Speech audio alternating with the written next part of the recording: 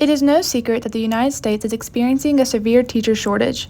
There are many factors that contribute to this shortage, which include poor teacher pay, hazards in the classroom, and heavy workloads. Since 2018, there have been 27 teacher strikes in the U.S., with higher wages being the main cause. It is anticipated that the heavy burden associated with the COVID-19 pandemic cost public education around 7% of the overall teaching population between 2019 and 2021. Since 1990, teacher salary has been static, while the inflation-adjusted cost of college has nearly doubled. As a result, many people do not want to or cannot afford to attend college to become teachers. In addition to excessive stress, teachers believe that the risk of being in the classroom is not worth the pay. The surge in school shootings is obviously a major problem, but there are additional safety dangers in the classroom, such as disease transmission, ergonomic issues, and work-related stress. Abigail Zwerner, a Virginia teacher, was shot and critically injured by her 6-year-old student on January 6, 2023. According to reports, Zwerner sent a text message an hour before she was shot, claiming that the boy had a gun in his backpack and that the Rich Neck Elementary School administration were not assisting her. As part of the Youth Risk Behavior Surveillance, the Centers for Disease Control and Prevention polled students in 2019. Almost 13.2% of those polled acknowledged carrying a gun, knife, or club on school grounds in the 30 days preceding the study. This raises a likelihood of physical violence and is one of the most deadly classroom risks. However, it is the aftermath of the shootings that are leaving educators on edge. Sari Beth Rosenberg, a high school teacher, told PBS, "A term I have been using a lot to describe how I'm feeling, and other teachers and people who work in schools and students across America. We all feel like we're sitting ducks." While school violence is the main concern, disease transmission and ergonomic issues are also concerns for educators. A survey published in Education Week Teacher found that around 29% of instructors are 50 or older, placing them at a higher risk of illness, particularly COVID-19. Teachers spend their days interacting with students, colleagues, and parents, making them susceptible to bacterial and viral infections. With age, the immune system deteriorates. Stress, as many instructors describe, weakens the immune system even more. One study found that teachers had nearly 27 times more germs on their computer keyboards than other professionals, making sickness transmission one of the most serious classroom hazards. Teachers spend a significant amount of time standing and may be required to bend, stretch, and lift in order to use educational aids and equipment such as blackboards and projectors. This increases their risk of varicose veins and injuries such as sprains, strains, pulled muscles, and back injuries. The risk of developing carpal tunnel syndrome is also a concern for teachers who spend a lot of time using a computer. Female victim, she's been shot in the abdomen as well as a through and through into the hand. Police said the 6-year-old brought a handgun to a first-grade classroom and deliberately shot the teacher. This was not an accidental shooting.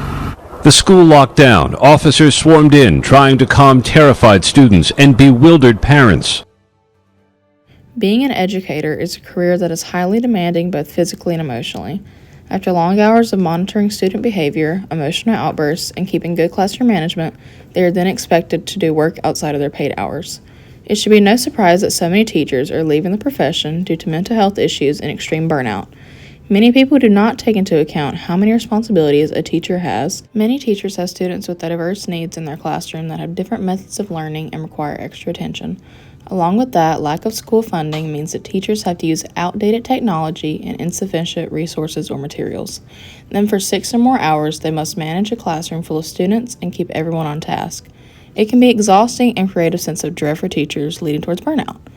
Not only is their workload huge, they are not getting paid sufficiently for their efforts and not getting the tools they need for their students to be successful. According to a 2022 Gallup survey of more than 12,000 workers across 14 industries, including other high-stress careers like healthcare and law, teachers in K-12 education are the most burned out. The National Center for Education Statistics says nearly half of all public schools reported full or part-time teaching vacancies that they were unable to fill in 2022.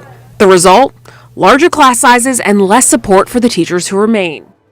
Ever since 1990, teachers' pay has remained stagnant while the cost to obtain the degree has doubled over that same period of time. Teachers nationwide have been resigning, striking, and shortages are increasing. They are leaving their careers to try to get a different degree that pays more so they are more able to live comfortably. These teachers believe that for the levels of stress and danger they endure on a day-to-day basis, the pay does not match and is seemingly disrespectful. For the past couple of decades in America, there has been a debate of raising teacher salaries, more specifically, how to raise teacher salaries. The solution seems to be very simple, but like any other budgeting policy, it has to start at the base. School districts can do things like restructure teacher and administration salaries and role changes. At the state level, a major thing that costs millions of dollars is such a high lottery pot. Putting a lockbox on casino revenues and lottery pots would save millions of dollars for the state, money that could go into teacher salaries. The national government could institute a tax cut for teachers in high poverty schools and grants to states, which would then increase teacher quality of life. To gain support, we will begin at Congress, specifically the Committee of Education and the workplace, to help them understand the issues teachers face in the classroom and the growing rates of teacher shortages. Then we will move up to the executive branch, who will then implement these policies into everyday life. In fact, a recent Redfin study found that there are no affordable homes in San Francisco and in Silicon Valley for teachers to buy.